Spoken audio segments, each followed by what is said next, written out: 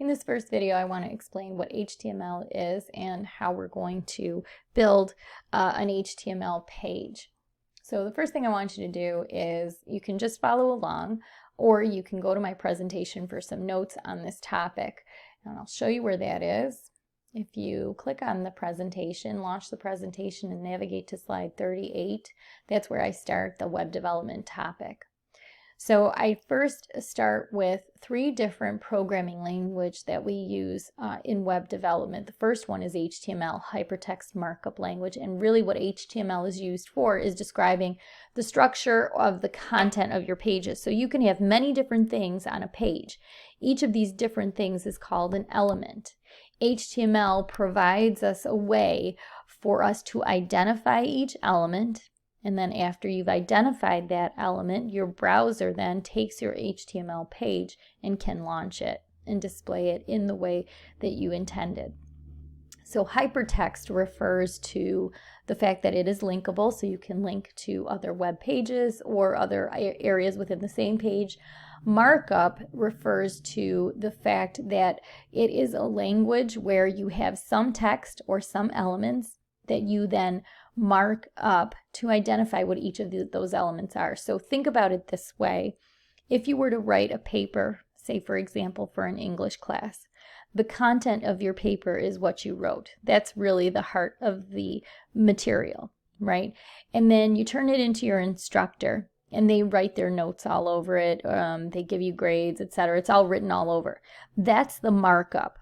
So HTML, same idea. There's content, and then markup are the notes. That's the part that you don't see when you launch the page. CSS, on the other hand, stands for Cascading Style Sheets, and that's the language that's used to design your page. In other words, add font color, font size, if you're adding a border, what style is the border, etc. And JavaScript is the programming language that allows you to build in some interactivity between elements. So if you mouse over, you can change the font size of some text just to draw attention to it. So these 3 languages work together in web development. Sometimes there's overlap between what you can accomplish in each language. So on the next slide, we go into a little more detail on what HTML is. And again, it describes the structure and identifies each of the elements on your page. So the most important thing is how to identify those elements. We use tags to identify the elements. And I'll show you an example in just a minute. Another thing to note is that it is not case sensitive. So here's an example of a page. This is a very simple page with a lot of text. Almost looks like you could do something like this in Microsoft Word, right? So the first item you see, what makes up a web page, notice that this is bigger font. It draws your attention to it immediately. This is called a heading. There are tags that identify a heading. This then is a paragraph, right? Just lots of text. But again, there's a different tag that identifies a paragraph. Then there's a list.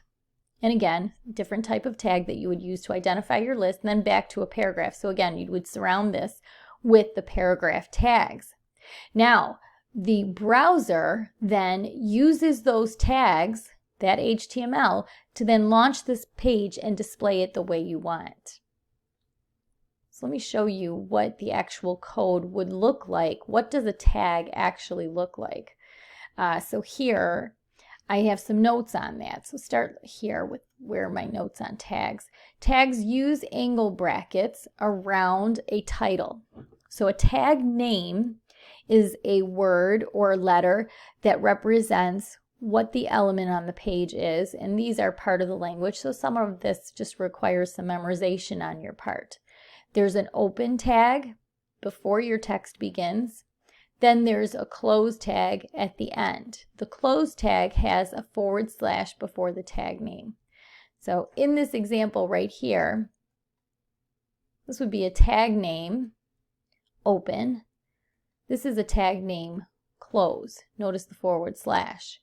Any text that displays on the page would be in between those angle brackets. So here, this is what the user would see in the browser.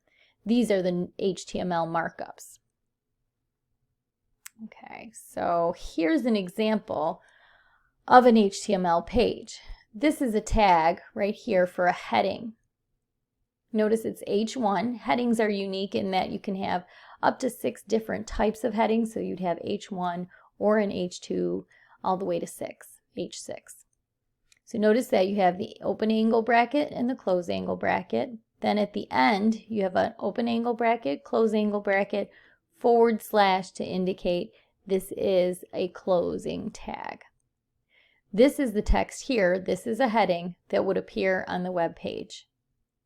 This is an example of a paragraph tag. Notice you have an open and you have a close, and the text in between is what's going to display on your page.